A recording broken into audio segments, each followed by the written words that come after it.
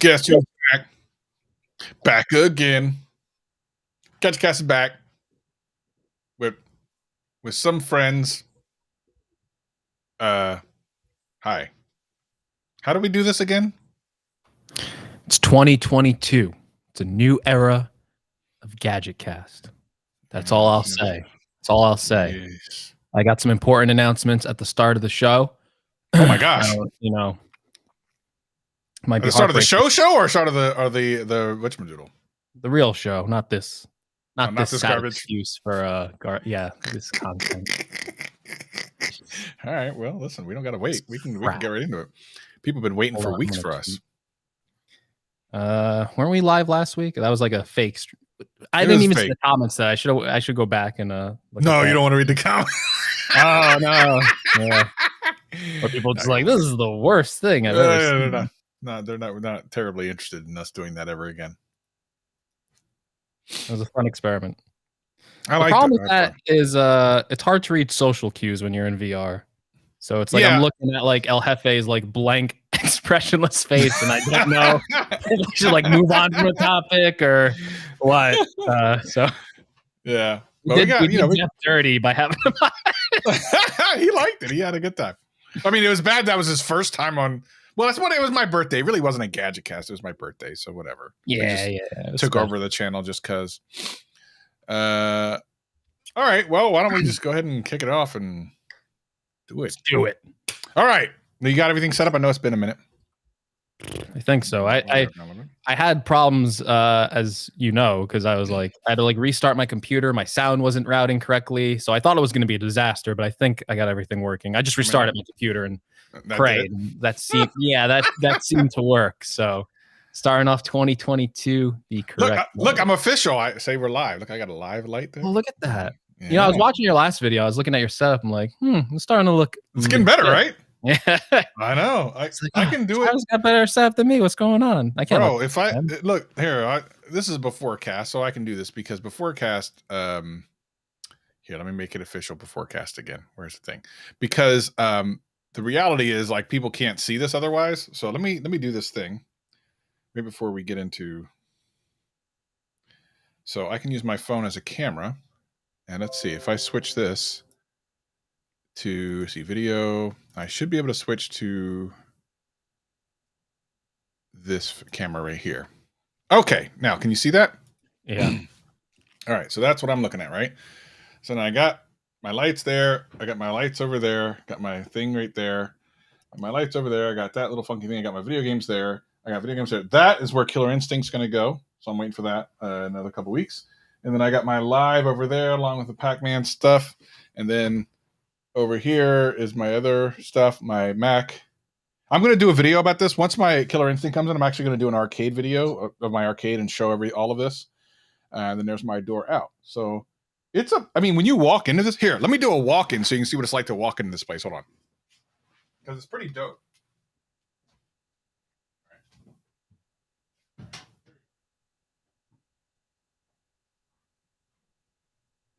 I mean...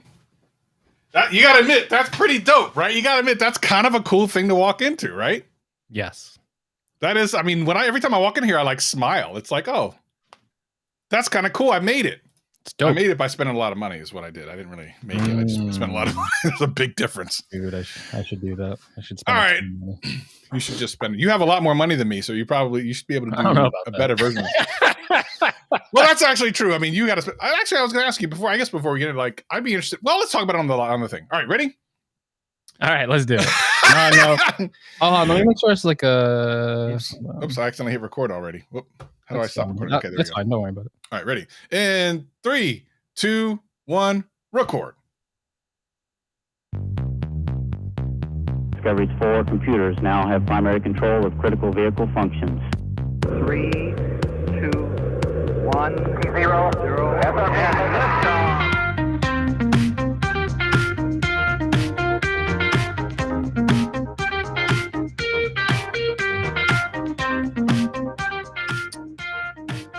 It's true. We're back. It's 2022. The Gadget Cast returns. My name is Gregory McFadden, joined always with my co-host, Travis MCP. space travel. I just say space travel. I just Yes. say space travel. There we I go. just say space travel. I just say space travel. I just say space travel. I just say space travel. Wait, I what? just say space I'm travel. not the one doing that. I'm not the one doing that. What are you telling me? Like I have something to do with it. Stop it. I'm back, ladies and gentlemen. I'm back. We back. We doing it. Listen, I told Travis on the beforecast, if you're watching the YouTube stream, that I would have some important announcements about the future of GadgetCast. At the start of the show. You sound depressed. Well, listen, a little behind the scenes stuff, as I don't know how many of you are aware of this, but neither Travis nor I own GadgetCast. It is an entity owned by Warner Media. And, going into 2022, I was really hoping to get off this show. I was, quite frankly, I was a little burned out. I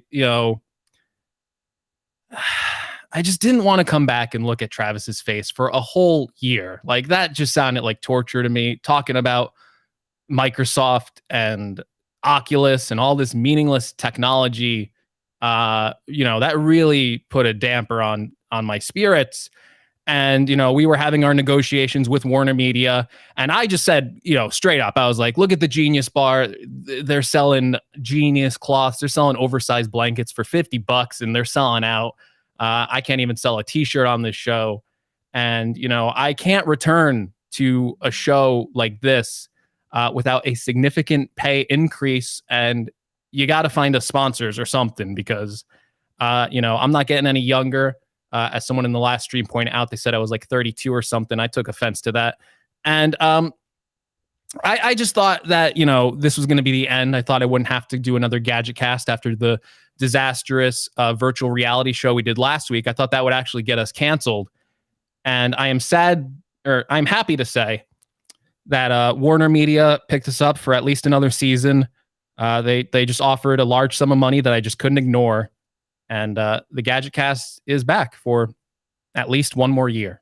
At least one more year. I agree with that. At least one more year. We have no idea what's going to happen this year. Maybe we'll grow to a size that it satisfies both our egos and we stick around longer. Well, as long as Warner Media keeps cutting the checks, I will be here. But I like to be clear. I don't actually get a check from this place. I've spent more money on GadgetCast than I made. So I like Warner to sign me to something. That would be nice. Well, Travis wasn't involved in the Warner negotiations. That is true. I did not tell him about that. But I was involved in the Warner negotiations. And damn it. They offered a large sum I just couldn't ignore. So before we get into the show, I just do want to mention that this show is sponsored by Snickers. Snickers needs a new spokesperson, and that is now us. This is the Snickers almond candy bar, and it is delicious. If you are a little bit upset like me, and you got to satisfy your hunger, you might want to consider eating a Snickers. Again, this podcast is sponsored by Snickers. That's a better sponsor than the Genius Bar can ever. They don't even got a candy bar sponsor. And look at me, I'm pulling in the Snickers sponsor. So this podcast is sponsored by Snickers. Halfway through the show, I will be eating the Snickers. I'll take a bite now. Well, your half is sponsored by Snickers. I happen to like Three Musketeers. So out of my no, get that off the stream. Whoa, get that off. I'm eating Three Musketeers. Don't eat that. You can't eat that on the stream. What? Cut Travis's stream. Someone cut that stream. He can't eat that on the stream. We're gonna get our. I can't be canceled by this. What? Hey, what? We're getting our Snickers deal revoked. What's happening? I love Snickers. It's the greatest candy bar.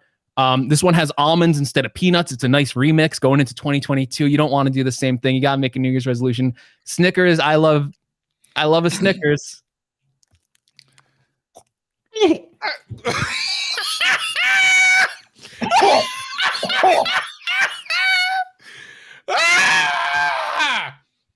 Yes, GadgetCast is back for 2022.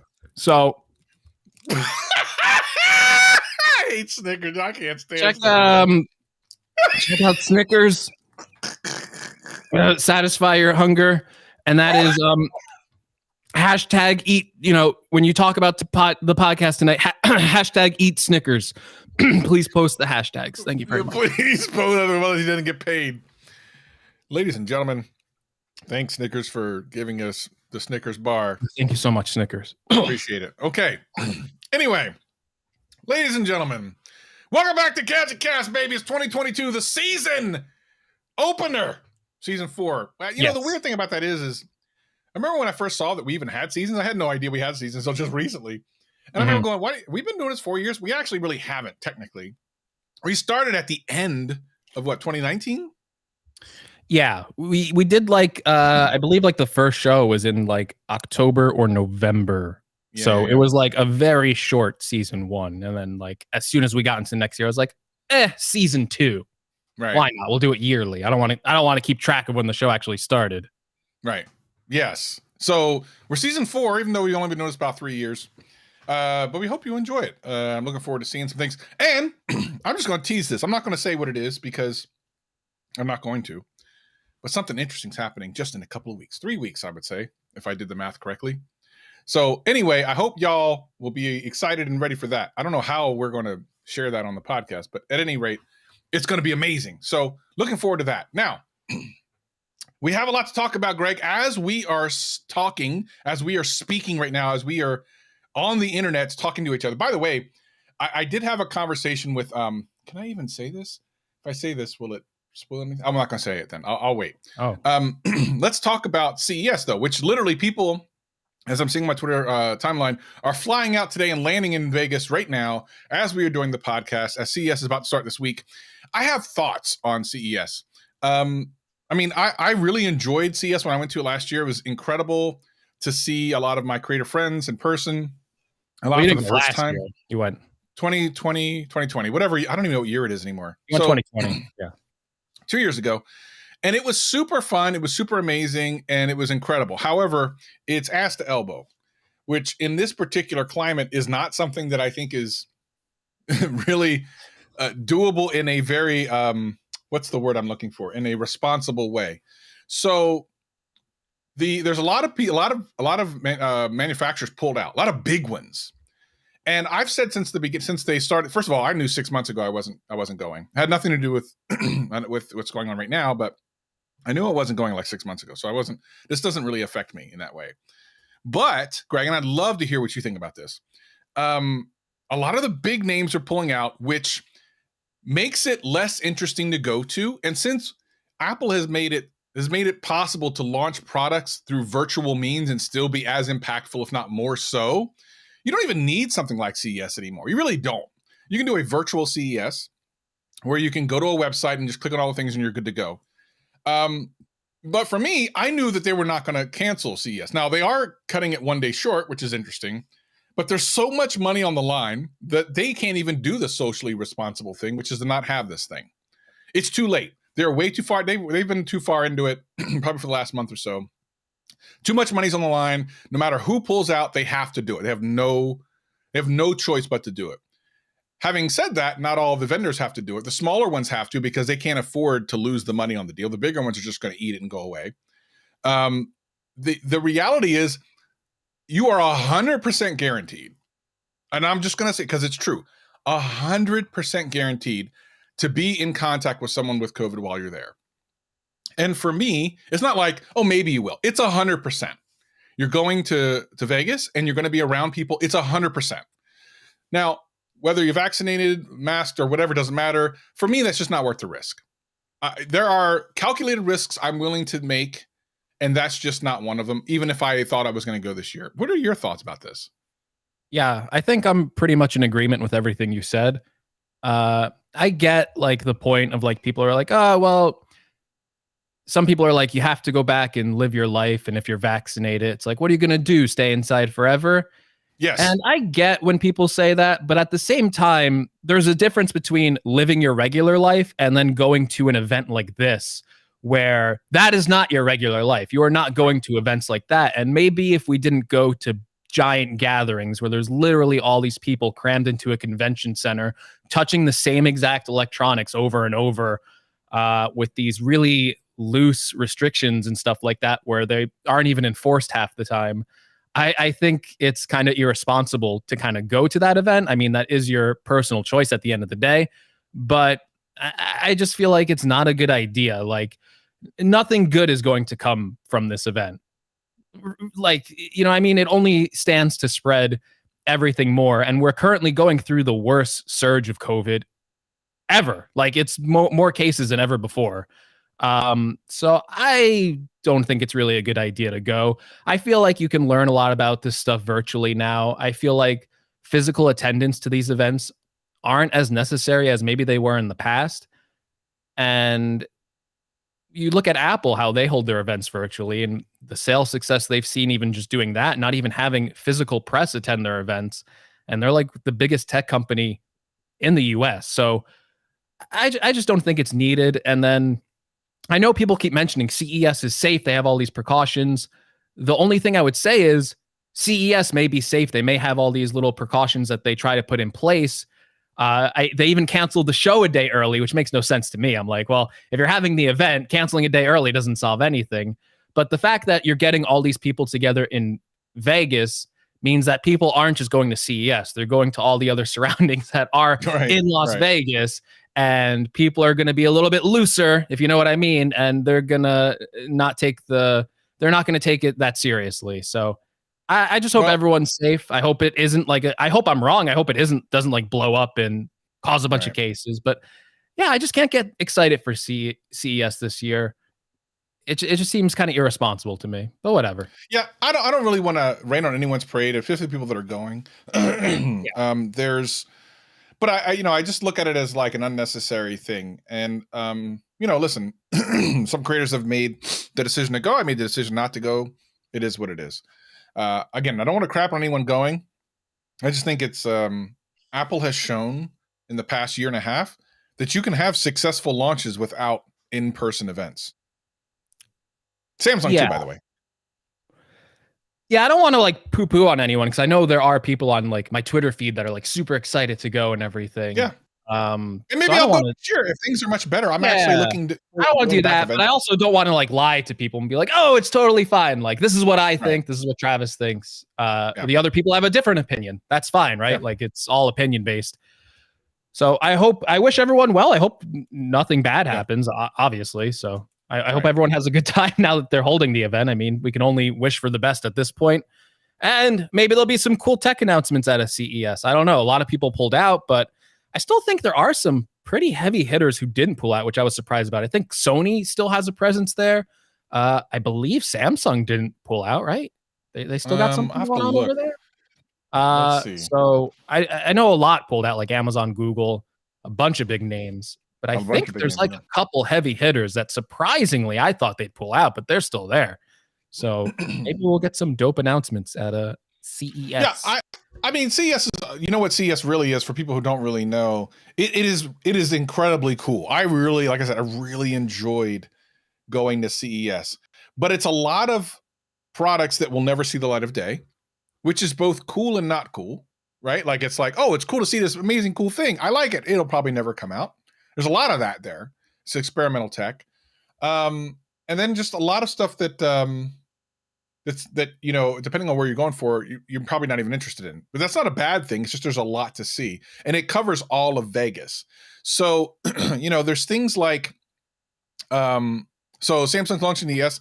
So Sarenbyte says Samsung is launching S21 FE at CES. That would be an interesting time to do. I suppose it's possible. I'm actually looking forward to that phone. I might even cover it on my channel.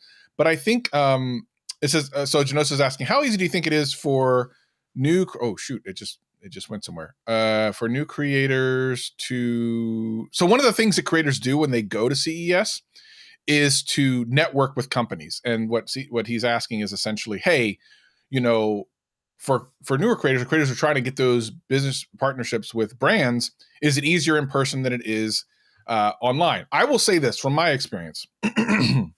You meet a lot of companies, you get a lot of cards, but the amount of those companies that will reach back out to you, or I should say even respond to your email after you send them, is hilariously small. So you make all of these connections, you even spend some time with them. And then when you try to reach back out to them, it's like you never existed. It's really this really interesting thing. So I don't know. I feel like you can still do well without going to CES, even from a business standpoint. Like, you don't need that. It's cool. And definitely if you already have an existing relationship with a company, you can deepen that relationship by going and meeting the people. But I think it's harder for a lot of companies. Some people are really good at it. Listen, there's some people who are really good at doing that, making those connections and, you know, deepening those connections. And that's dope. I mean, I'm not one of those people. There's people that are good at it. But for the most part, creators will go there, meet a bunch of companies, get excited, come back, email them all, and never hear again. It's probably a bad question to ask me. I think I might be the worst person at networking that you have ever met in your entire life. I'm really bad at it. I don't like going up to people I don't know and just like talking to them. It's very awkward for me all the time. So I don't know how people would get value out of it because I don't think I'd be able to get that much value out of it. But the thing I will say is that these are all companies. CES is kind of like a giant marketing thing in a way. And in 2019, when there wasn't a pandemic, almost 200,000 people attended CES. So when you're a small creator, even though you might meet all these people, even though they might say a bunch of nice things to you about how they're going to get you a product or they're going to connect with you later, you have to understand that there's 200,000 people at this event. And, you know, it's not nice to say to like small creators and stuff like that. Sometimes I was a small creator. I still consider myself kind of a small creator, even though I think most people would consider me bigger. If you don't have something to offer these companies in terms of like a big audience, I don't think they're going to remember you that well. They'll see MKBHD there, and they'll get him whatever he needs, or Mr. Who's the Boss, or people who are big like that. But in terms of like a smaller channel under like 10,000 subscribers, I think it's a harder hill to climb up. Even with like 100,000 subscribers, you might not be able to make those connections at CES as well as you think, or as well as that personal interaction goes. Because these people are all in marketing. They know how to talk to people. They know how to interact with people.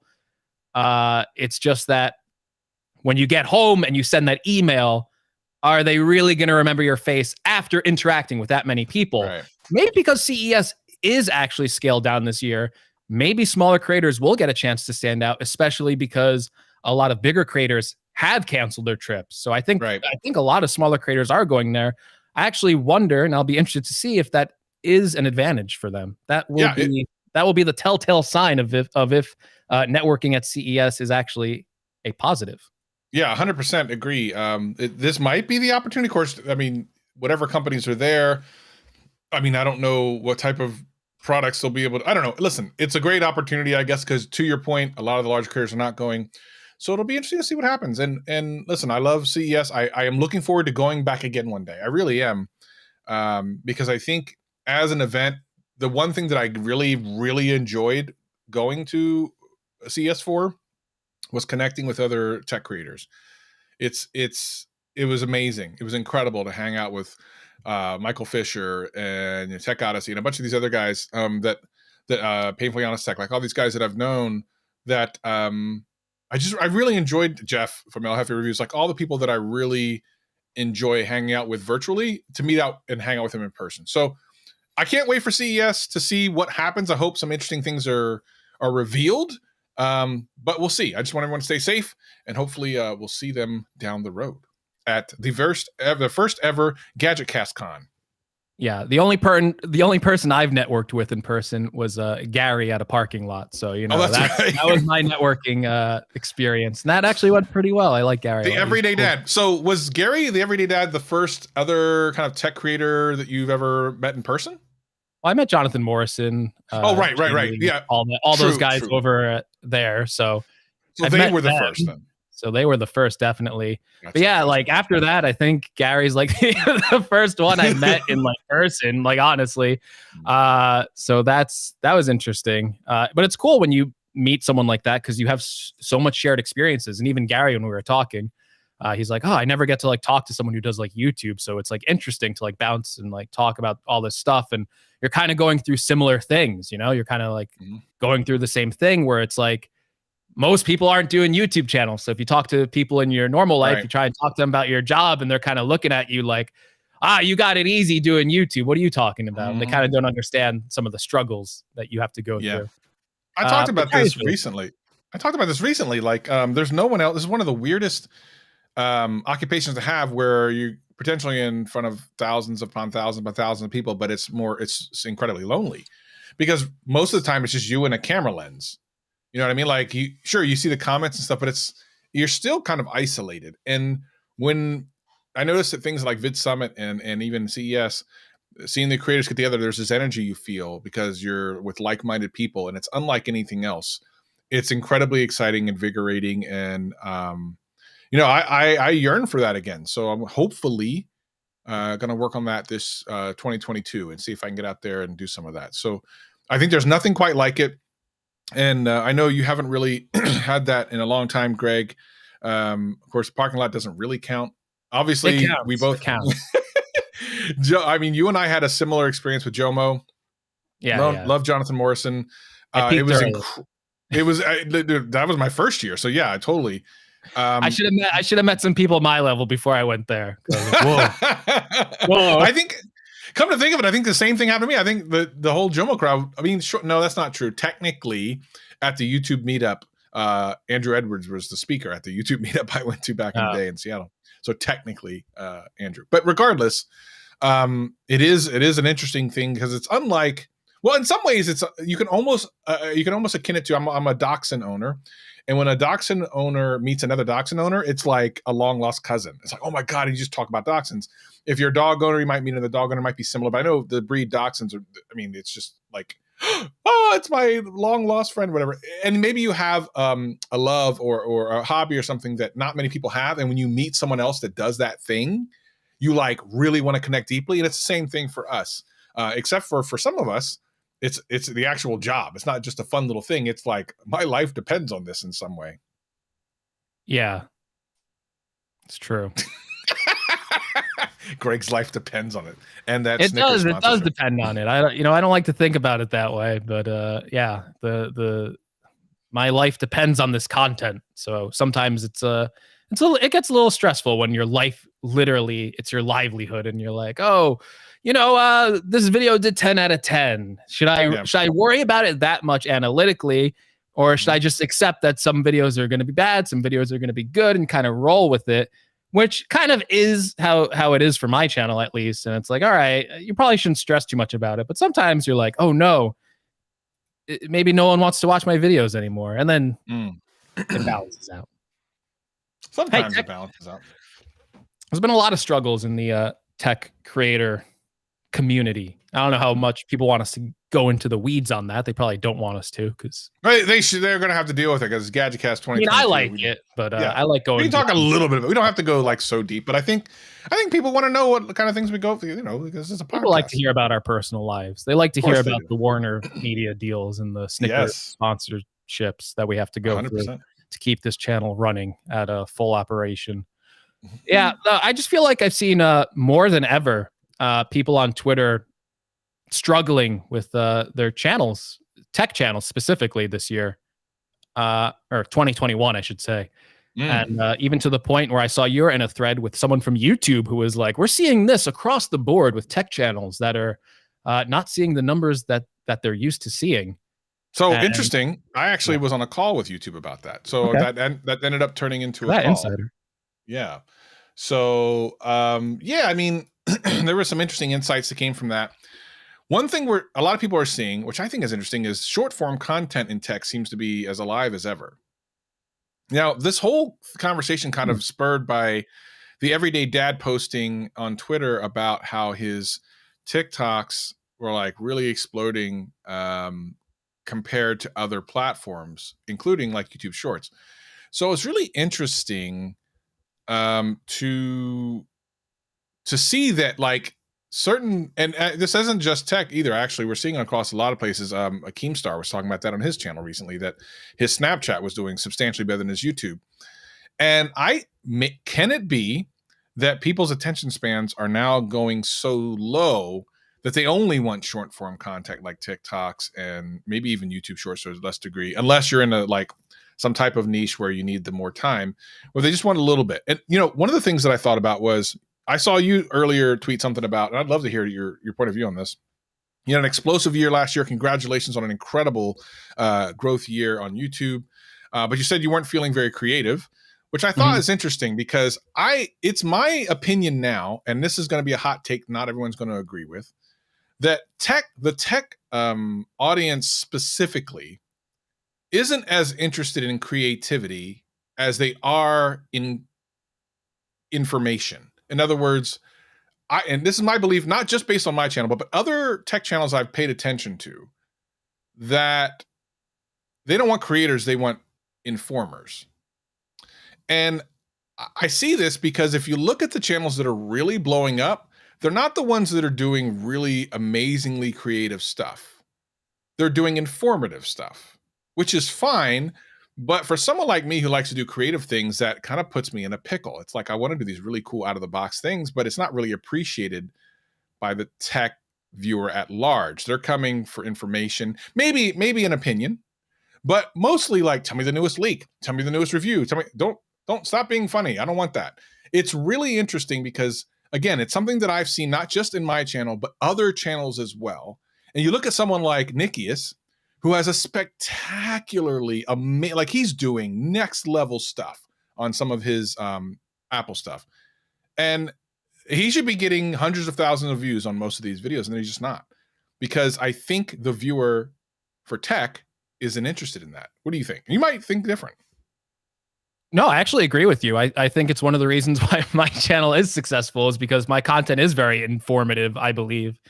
And there is a lot of stuff I probably could spend time on trying to be more creative and trying being a little bit more fancy. But I've noticed when I do that in my videos, it doesn't really tend to boost viewership or engagement in any meaningful way. And there are times where I try to be funny. I don't know if I'm a funny guy, but there are times where I try to be funny.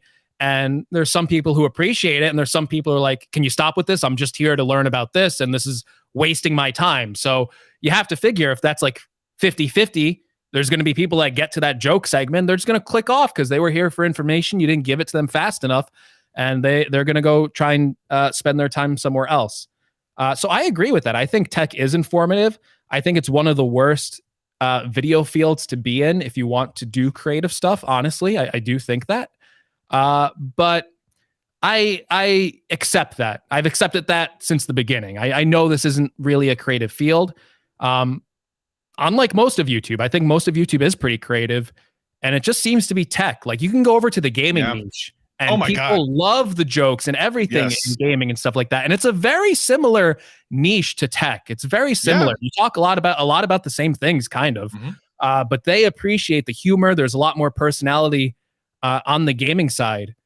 And with tech, you know, I can think of big channels. I can think of, you know, Austin Evans, Marquez, and, you know, actually Austin Evans does have a pretty good personality. Maybe I should improve I actually like watching a lot of Austin Evans stuff. You know, like, no offense to Marquez, but like, I don't know if he has like the best personality on YouTube. He's very informative. He delivers it in a clear-cut way where you can kind of understand it very simply. He does a great job at that. But personality-wise, it's kind of hard to get those big personalities in the tech world. And sometimes the big personalities I see are usually smaller channels who don't ever grow to like super huge numbers. I think the biggest one right now, personality-wise, would be Flossie Carter. But even if you look at Flossie, it's not like he's getting 1 million views on every video. Exactly. So I think, and he's been doing it for so long. To me, he is the pinnacle of personality in tech. And even he, and I don't think he cares about this, but even he doesn't get like as many views as I believe he deserves on every video, because I don't think people in tech are in. I think, like, I've been thinking about this for a while, trying to figure out what other niche I need to go into to let my creativity go. Because if I look back, let me give you an example of my personal. So I have a couple of videos just this past year that I'm particularly proud of. And right now, the two that I think are kind of fun and kind of interesting would be that when I, you know, did the AirTag thing, right? Which is, for whatever reason, popping right now for the last 3 days. It's been popping pretty big. And then the Android iPhone swap thing. The Android iPhone swap thing, for some people, may be the best video I've ever done. It is, I think it's close. If not the best, it's one of the best, for sure. Yet it is nowhere near the views. Nowhere near the views of videos where I just sit there and talk about the specs on the latest phone from a year or two ago, which is embarrassing. It's like, come on, bro. Like, I can't not be frustrated by that. You know what I mean? It's like, it's kind of gross. I don't know who Dr. Mike is, Renee, but I'll take a look at that. I don't understand Mike, he reacts to stuff. He reacts to stuff on like YouTube and TikTok. I see his videos all the time, Dr. Mike, you know? So I don't even know. Okay, so TikTok reaction. So on YouTube, I don't get it. I He's on want to be YouTube. able to do my. Yeah, I watched part of your video today before the thing went. I thought the hair thing you did today, Greg, was really funny. I was like, what is he doing here? And then by the way, I had left a comment about your hair, so I was kind of surprised you didn't pull up my comment. But then when you pulled up my picture, I was like, oh, okay, I got you. Yeah, I got it. You're probably right. Maybe. You know, listen, I have some ideas for some more creative stuff this year. I'm going to swing for the fences in 2022. I'm going to do some of the most, I hope, within the reason of the ability of myself to be able to do the most creative stuff I can in tech this year. That is my goal, to do some of the most creative things that no one's doing in tech as much as I can this year. And then we'll see where we are. But I think you, same thing, have an incredible, I don't know how to say this without sounding like I'm complimenting you, and I definitely don't want to do that. But you have a great personality, and you have like an incredible sense of humor that I even really like. You actually had me laughing earlier today, and it's wasted in tech, which is crazy to say. Yeah, probably, but I'm not like upset or bitter about it. I get it. Like I totally get what the tech audience is.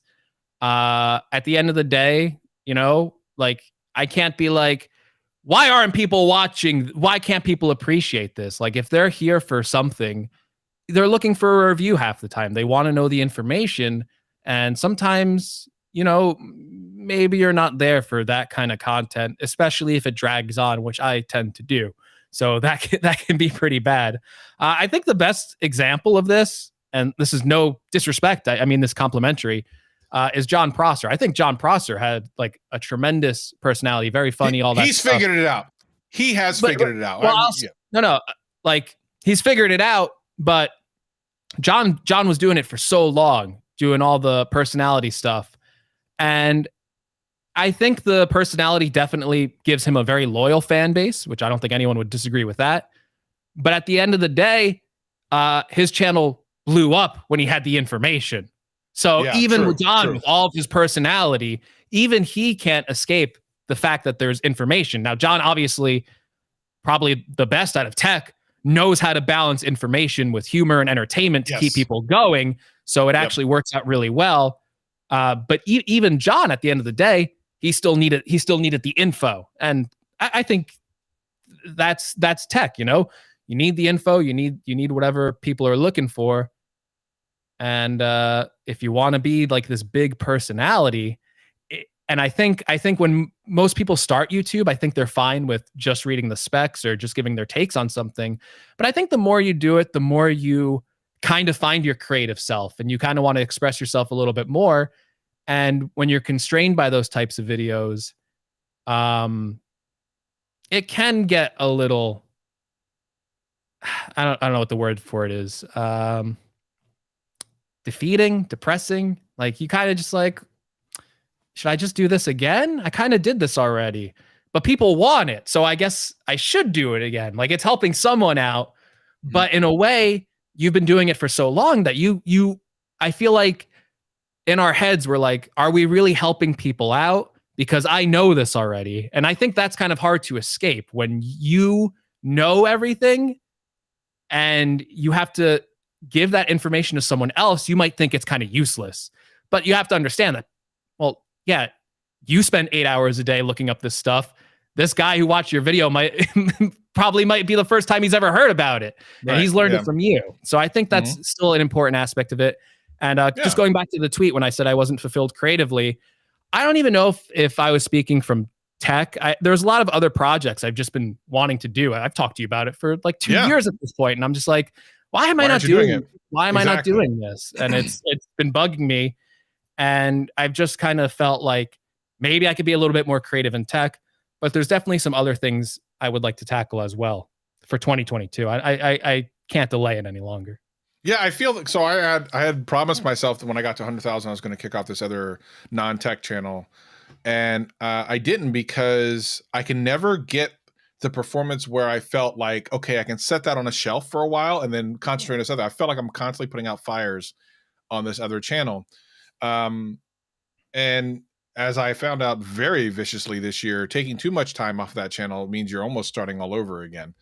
So it's a little hard for me to, I don't know. I want to concentrate on something else, but I also feel like I can't do that yet. I wish that I could, but I think you should. I think you should. Yeah, it's hard because I've felt that way too. In a way, I felt like I will have the time to do this.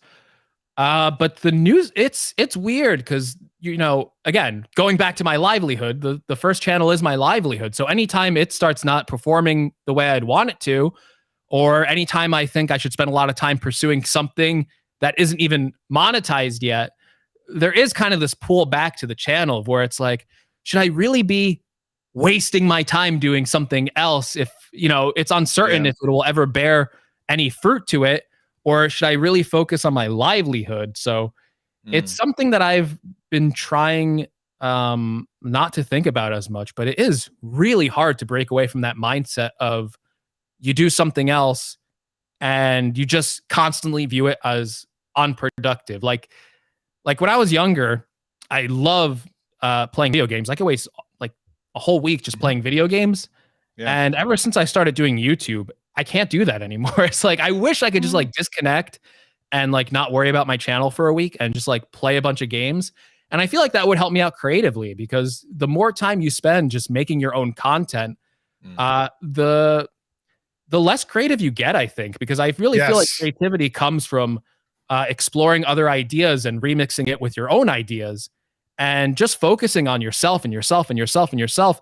You're not going to be a very creative person if you keep doing that. So I need to definitely explore some external avenues for content this year, and definitely talk to other people, maybe meet up with some other people. Yes. Not be so alone and not so in my head. And this is obviously, I think, only worsened by the situation we've been in for the past 2 years. It's just all kind of coming together at the right time where it's kind of like, okay, I feel like every day's kind of been the same day over and over and over. And I kind of want to break out of that. Yeah, you know, for me, like I do play games. I make time for myself to do those things now. I actually need to start streaming when I play because I'm playing enough that I should be streaming. But the funny thing is, what actually I think unlocked some of my creativity, because I feel like some of it was locked down into this. I was putting out videos I wasn't even proud of for a long time just to try to get views. And what made it terrible was when those videos that I wasn't proud of didn't get views, it was double worse. Like it was like a kick in the nuts and the stomach all at the same time. But now, at least recently, I've been doing stuff that I know for the next however long it's going to be isn't going to do well. I'm having so much fun doing the videos. I feel like they're better videos in general.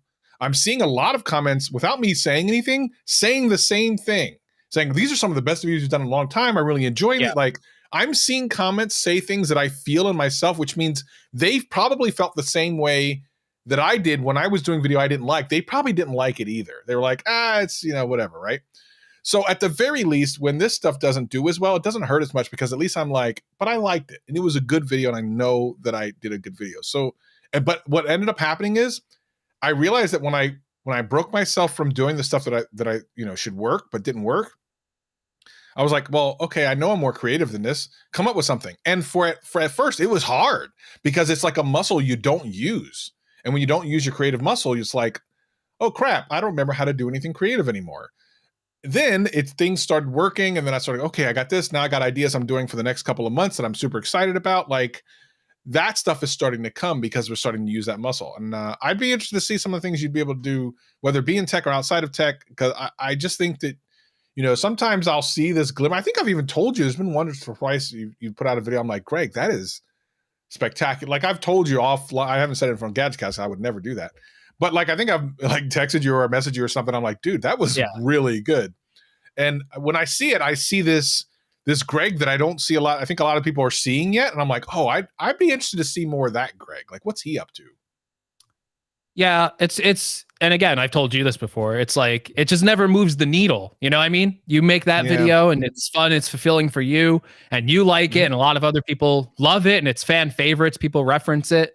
But you know, you do another video just telling people about the latest products, and that'll do way more in views, you know, than any of that little stuff you do. But it's definitely something I want to focus on personally, just escaping the view mentality. Obviously, that's all important to us, but personally, I think I'd feel a little bit more fulfilled if I could interject more of my personality and more of that kind of stuff. Yeah, one thing I think we should turn this toward GadgetCast, because I think GadgetCast even fell into that a little bit. Because a couple of months ago, you even mentioned, you were like, you know, I feel like we're not really doing the things we used to do. And when we would look back at like older videos and stuff, we were more kind of by the seat of our pants, didn't know what we were doing. The views were up, the downloads were up, and it was a fun podcast. And maybe we became just another tech podcast, which was not what we were when we launched. We were, I think, much cooler because we didn't want to be just another tech podcast, just reading specs and talking about stuff. We were just having fun. And I think today, beginning of the show, we did that. I think last couple shows, we've been trying to recapture that. I think the last couple of shows, we're trying to recapture that somewhat. And I hope that that everyone who's watching and listening now are starting to feel that there's something kind of special again going off the show, because I feel like maybe we were off track for a little bit. I'd love to get back on track to where we were. Well, I don't know what you're referring to about this beginning of the show. As I said, I am contractually obligated through Warner Media to continue GadgetCast for at least another year. And, you know, it is more than halfway through the show. So I do have to quickly mention again that this wonderful podcast is sponsored by Snickers. I'm not seeing that many tweets with hashtag eat Snickers. If we don't get 10 hashtag eat Snickers, hashtag GadgetCast tweets, the deal's over, guys. So yeah, we need that. We need like to do 60 people watching this. Why is my Twitter not blowing up with hashtag eat Snickers, hashtag GadgetCast at Snickers? Why are you not adding Snickers? This deal is very important. I got a family. This is my livelihood. You think it's a joke. You're laughing. Wait, you have a family? Funny. Oh yeah. Oh my God. Oh yeah. Me. Yeah. That's kind of what I thought. PS5. Okay. Series X. Siri. Yeah. Mm-hmm. Cortana. Cortana, your daughter Cortana. Weapon, Alexa, got Alexa. Mm-hmm. I got a Bixby. You know, I don't like to say it, but I got a Bixby. Oof. So that's the kid that rides. Never mind, I'm not gonna say that. So you know. Oh yeah, let's real quick. as you get ready to eat that Snickers, I'm having someone ask me about Apple Fitness. So that's go ahead. You talk about Apple. You know what? You talk about Apple Fitness while I enjoy the rest of this Snickers almond, hashtag eat Snickers, hashtag GadgetCast. Go ahead. Ugh. Gross. I can't even. You need to watch the YouTube video. Oh. I don't like Snickers. I'm sorry. I don't. Oh, you gotta watch youtube.com/GadgetCast for these spots, because the audio podcast does it. No, I mean, you can't. You have to see his face, Greg's face, for one time in your life. You actually do have to see it. Talk about Apple Fitness, please. Yes, Apple Fitness. Ironically, I've been doing more. Where is Trent? Someone get Trent into the chat, please. I've been doing more. So I need to work out. So oh God, okay. For those of you who don't know, I think I talked about this a couple of months ago or a couple of weeks back or whatever, where I went in for I had a gallbladder attack. And I was supposed, oh God, Greg, please chew with your mouth closed. I was supposed to get my gallbladder removed on December 22nd. Unfortunately, that did not happen because my blood pressure is dangerously high. This is an actual thing. One of the things I need to do is exercise more, and I'm going to try to lean more into Apple Fitness for that. But right now, I've been doing a lot of workouts with my Oculus, doing a lot of different boxing games and stuff. That's been working out really well. So I'm just trying to gamify the workouts as much as I can. Apple Fitness is great. I do use Apple Health to kind of track all that stuff. And I love the fact that I will be able to I don't know why you're eating that whole thing, Greg. Why are you eating it? Please talk about Apple Fitness. Okay, yeah. Okay. I love the fact that when I go into the doctor's appointment, I actually can share, if I want to, all the health data that's on my iPhone with a doctor. There's a way to do that. I don't know exactly how to do it. It looks like you've eaten like a hot nut or something, and you're trying to hold it in. Great. I love Snickers. Someone please tweet Trent and tell him to get in here and start making a bunch of GIFs for us on Twitter, please. Thank you. Okay. Yeah. Greg, are you re-signing that contract with Snickers, or is this the one? As long as the as long as Snickers, as long as Warner Media tells me who to sponsor, I will sponsor them. And you can't get a better candy bar with almonds, caramel, nougat, milk, and chocolate blended together. It is the Snickers almond candy bar. Hashtag eat Snickers. Hashtag GadgetCast at Snickers. Thank you very much. I actually hope Snickers does come through with the sponsorship. I think they should. That would be a smart move. To be honest, that would be an absolutely smart move. But most brands are scared of something like that. To see something like what you've seen on the YouTube, listen, you have to watch this on YouTube. There's no way that you can't be watching it. By the way, I love Twix 504. I would absolutely take a Twix sponsorship. Don't talk about other. No. Don't. Aren't they made by the same company though? I don't know. We can't risk it. I think Three Musketeers is, and I love Three Musketeers. I would take a Three Musketeers sponsorship. Left, right, 100% it is. 100% it is. Anyway, I think the brands that are willing to do that, like D Brand's kind of willing to do that. Like D Brand is the spiciest brand out there, and they're willing to do shenanigans. No way. Screw D Brand. I will never do a D Brand spot ever. Mark my words. I'll never sell out. Renee, I don't know what a coffee crisp is. I would love to try it though. If they're willing to sponsor us with real United States money rather than Canadian money, I'll try it.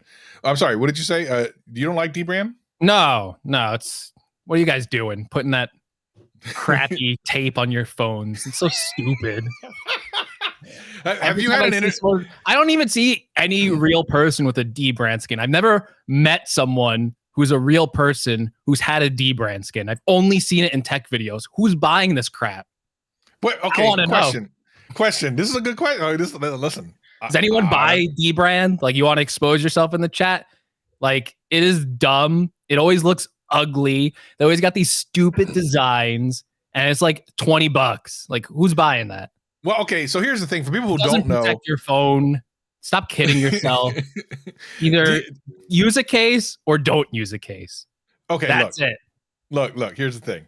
D Brand, if you don't know, for people who are listening, if you go on Twitter, their Twitter is incredibly savage. Like their Twitter, like they don't care. I think they're so cute with their little insults. D Brand. They insult the hell out of people, but that's kind of their charm, right? Greg is basically asking for it right now, so I don't know exactly what's going on. What is D Brand gonna say to me that I haven't already said to myself? What are they gonna? That's a good point. Oh, look at this pasty white guy. Thinks he's need a D Brand for his face. Oh, look at this! Look at this guy. He's only got 200,000 subscribers. Put a D Brand over his channel. Buy his channel out. Oh my God! I don't want your crappy product. Well, but if they paid well, no, you still wouldn't want it. No.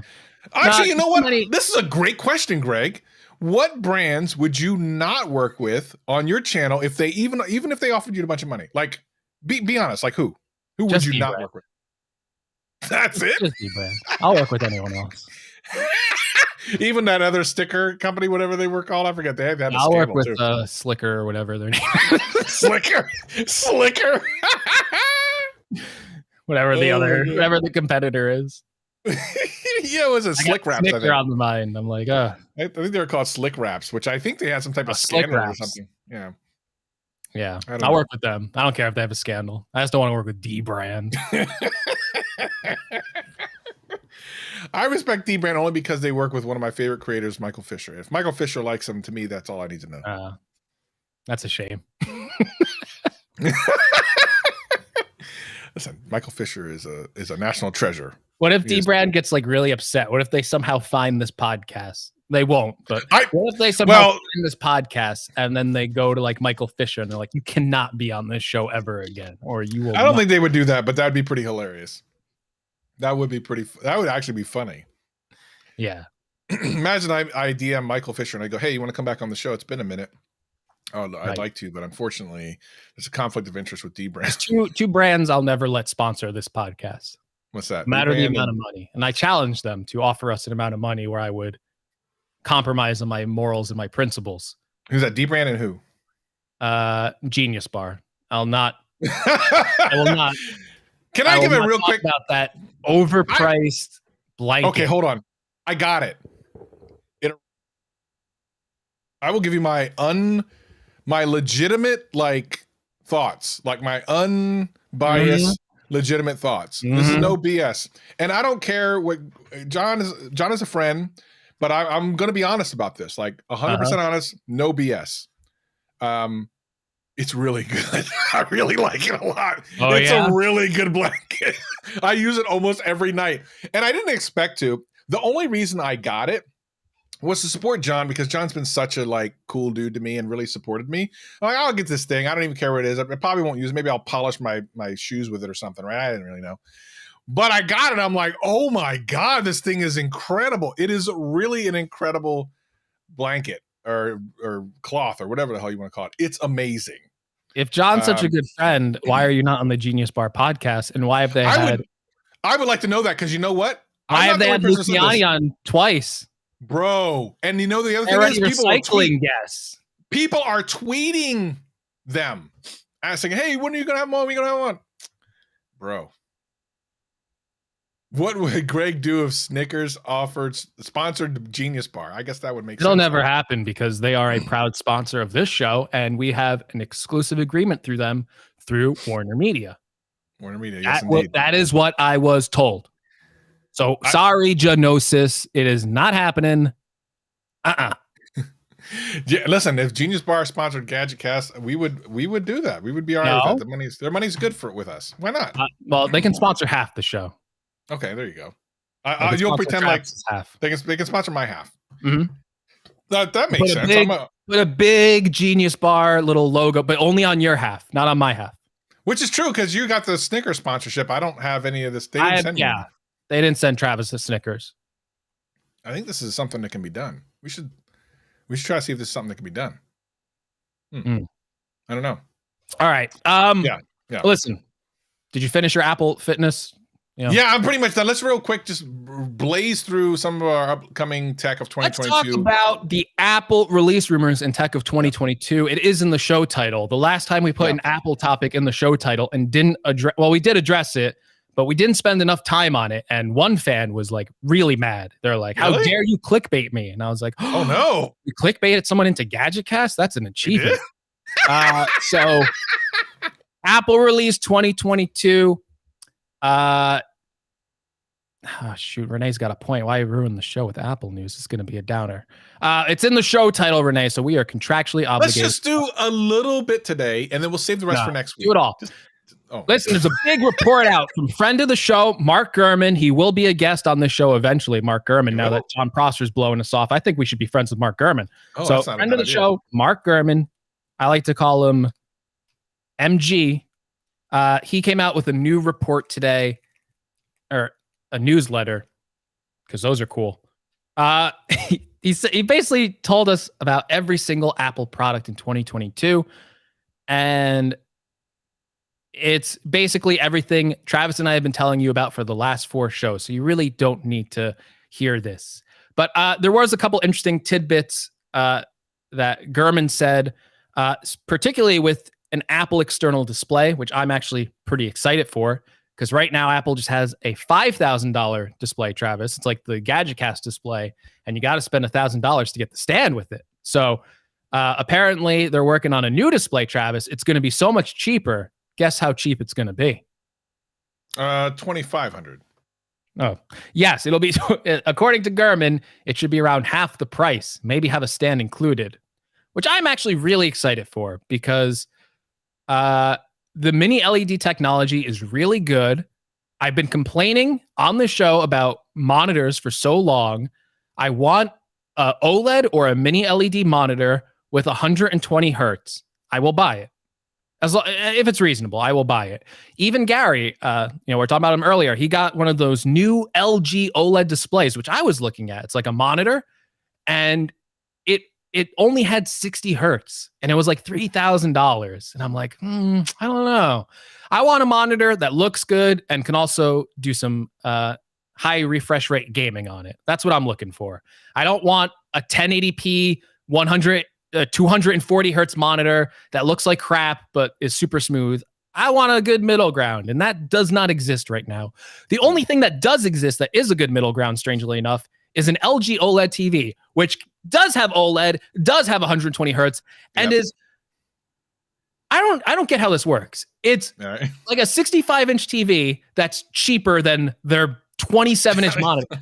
And how does that work? I don't get the manufacturing scale. Is it just because they make so much more of the TV that they can put at a lower cost? Like, well, I mean, they do the panels too. There's a lot of aspects to that. Technically, you're going to say that a lot of people are going to say, well, it's not a professional level. There's a bunch of those TVs.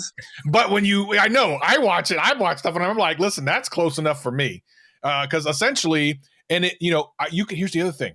You could also argue that you should be doing a lot of your content on those TVs, since a lot of the time that's what some of the people are going to be watching it on anyway. They're going to be watching either the OLED most people are watching it on like a 6-inch phone. On their phone, yeah, exactly. But still, AMOLED, OLED, at least you're close there.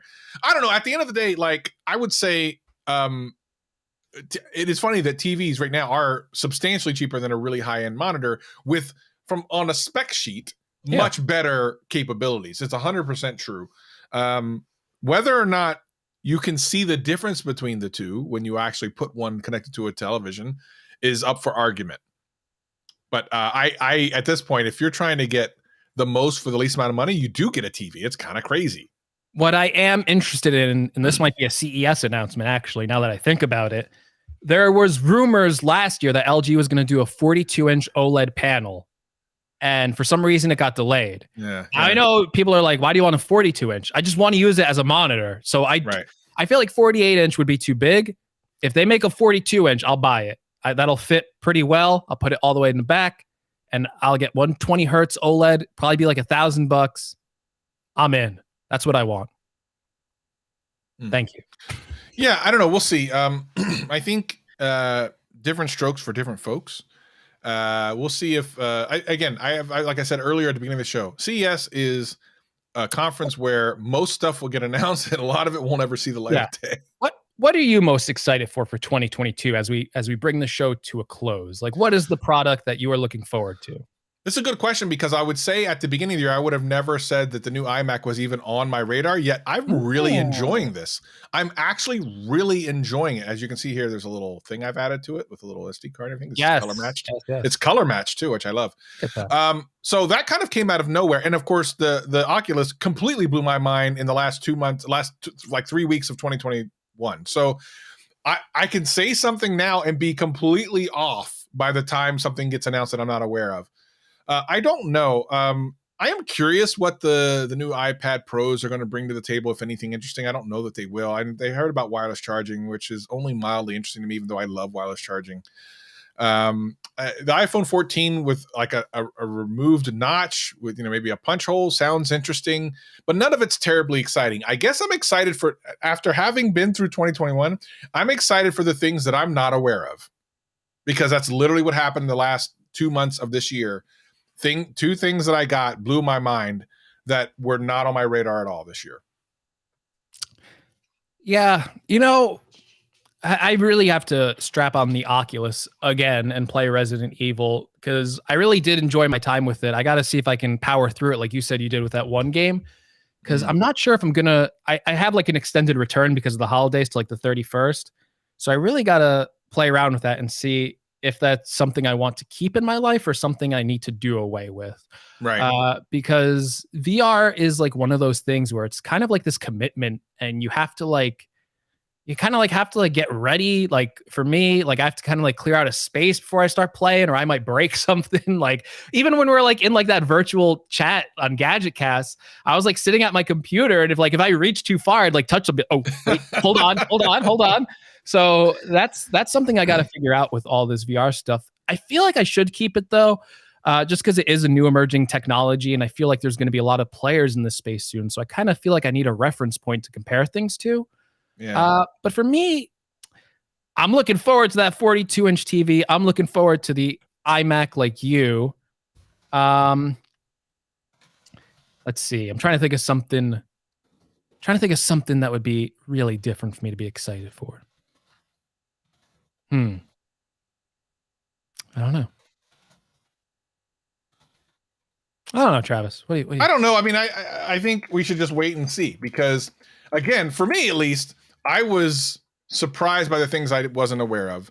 I have a sneaking suspicion it's going to be the same thing. Like Renee saying iPad Pro, ProRes rendering engines on M2, that doesn't do anything for me, especially since the iPad, I still call the iPad Pro kind of, even though I use my iPad Pro to edit every video, and I love my iPad Pro, it's still a disappointment. Because at the end of the day, it's not much different than like an iPad Air. I mean, it's got a better processor, but so the hell what? I can do all the same thing on both. Like there's nothing that's that much better. Obviously, the screen is. But at the end of the day, it's not a marked difference. If you buy a MacBook Air, while technically you can do some of the same things of a MacBook Pro, like the new MacBook Pros, there are some things that are just untenable on a MacBook Air that you can do on the newer MacBook Pros, because it's a Pro. Like it's the Pro, like it's definitively with those M1 Pros and M1 Maxes, Pro Maxes, definitively Pro, right? And some of those things you wouldn't really be able to get away with on an Air. iPad Pro, there's like not a single thing I can think of that you can't do competently on a MacBook, on an iPad base model, $329 you can't do on a Pro, or vice versa. So until they make that differentiation, which again, we're still sitting on iPad Pros with 16 gigs of RAM and a terabyte of storage for what? For Angry Birds? I mean, it's ridiculous. Until that changes, listen, I still love my iPad Pro, still going to use it. But to me, they're going to have to do something major for me to be a huge fan of that again. I'm more a fan of the iPad mini at this point, even though I think they need to change the display on it and upgrade that display. So we'll see. You know what? I will say I do want to see Apple's VR headset, if that is true, the rumors for 2022. Because even if that isn't successful in the way I think it won't be, I feel like Apple entering into a space will trigger the biggest arms race for AR and VR yet. Like I feel like it's just going to multiply, because whenever Apple jumps into a space, a lot more competition is created, because a lot more players go into it and go, we got to be in that space too. So you'll see like every single manufacturer like making like a VR AR headset, all contributing new ideas. The technology will just speed up from that point, because people are going to want that money for making those sensors or whatever they got to make. And I think that'll be really interesting to see, like that kind of arms race yet. Because, I'm still reminded, even with the Oculus Quest 2, even though I really do think it's a solid piece of hardware for like $300. Like I am amazed by what that can do. Yeah. It is still early days for that stuff. Yeah. And getting Apple in that game, it changes everything. It like most products, and I know people hate when we say that, it will change. It's true. It's true. A game changer, 100% game changer. When Apple jumps into something, whether you like Apple or not, the proof is in the pudding.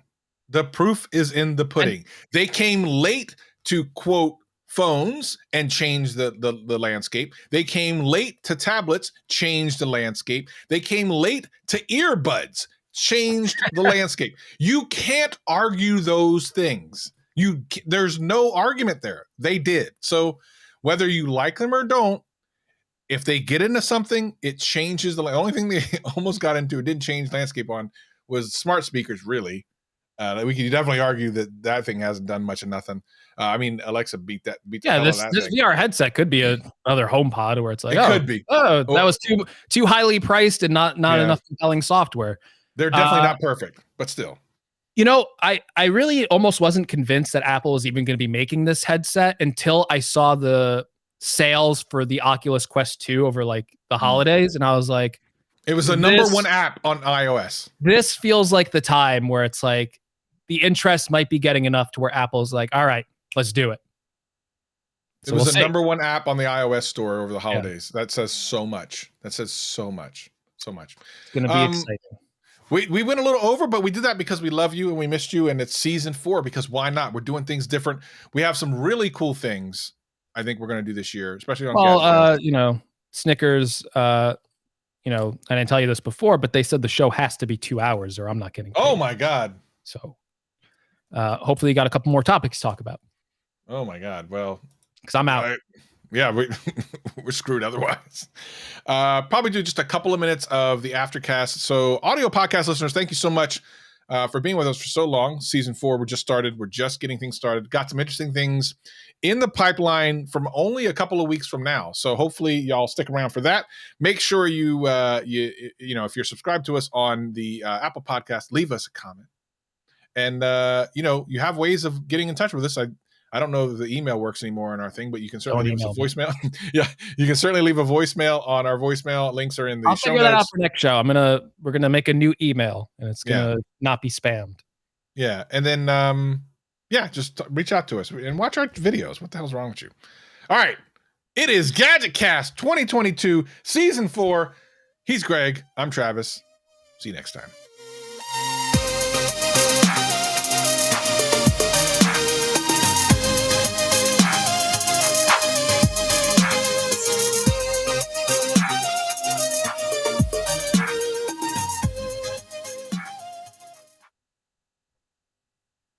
All right.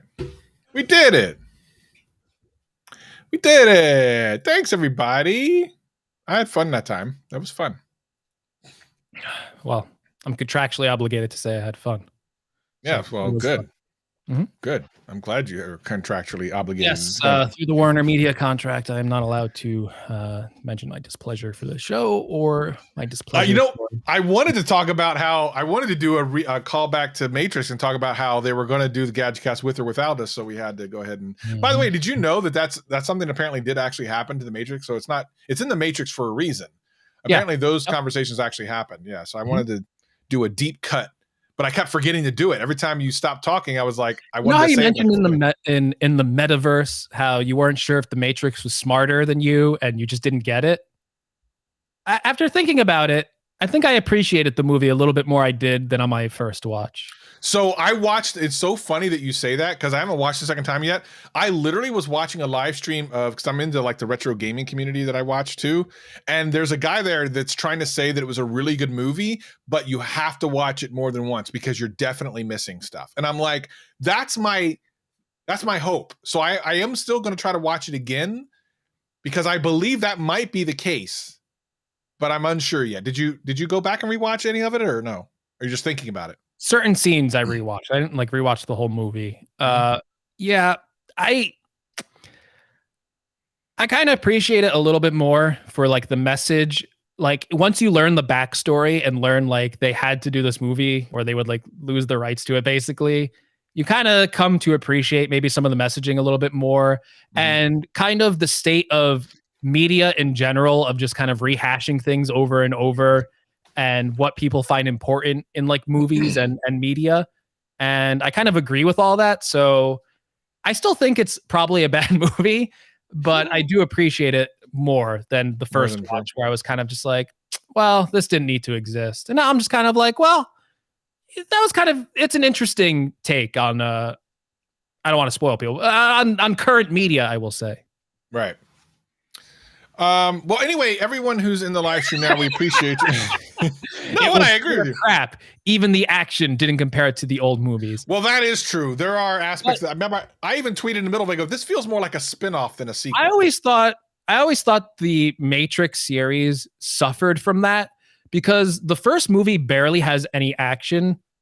Barely. The first movie barely has any action, and all the sequels have most of the ridiculous action scenes that I think a lot of people remember from The Matrix. Mm-hmm. And I always didn't like that. The first movie is the best one, and it explores all these ideas about like yourself and like whatever. So the second movies are all like, they just focused on the action because that's, people took like the first few action scenes they had in the first one, and that's all people talked about because it was brought down to like, it was like it's very simplified for like a mass audience to appreciate, where not that many people are going to dig into the deeper meaning behind the movie, which is what I like to do, is to dig into the deeper meaning behind movies sometimes. And just kind of going for like the action flick where you kind of turn off your brain I feel like that's kind of what the second and third Matrix turned into, which I don't like. I don't like those movies. I like them. I enjoyed them all for what they were. But yeah, again, I'm going to need to rewatch this Matrix to understand if I missed something, because I feel like sometimes when I was watching, I'm like, I was so distracted by feeling like parts of it didn't feel like the movie. It almost felt like it was directed by a couple different people at times. Because there were certain scenes I'm like, this doesn't feel Matrixy at all. And then there's others I'm like, this feels Matrixy. But it only lasts for like a couple of minutes. And then it would go back to something else. Like, this feels like a spinoff. This feels like a Netflix spinoff. And then this part feels like a Matrix movie. And this part doesn't, it was just weird. So I need to go back and without letting my brain do that, just watch it. Yes, Warner Brothers is in charge of the Matrix, which is also in charge of our sponsorships, apparently. I don't know why that is, but this podcast is connected to the Matrix. It's all. Well, that much I know. Listen, everybody, thank you so much for joining us again. I think we had a really great show. I like to say that because it makes me feel better. And that's about it. So we'll see you guys and gals very likely next week. I'm looking at the calendar. There are 2 more episodes. 3 more. More. Let's look at this calendar. What is he talking 3 about? more for our thing. For the Is there really 3 more? Let's see. Yeah, actually, we can even spill. I don't want to spill. I'll talk to you off stream. Anyway, everyone, thank you so much for joining us. We will see you guys next time. Peace and love.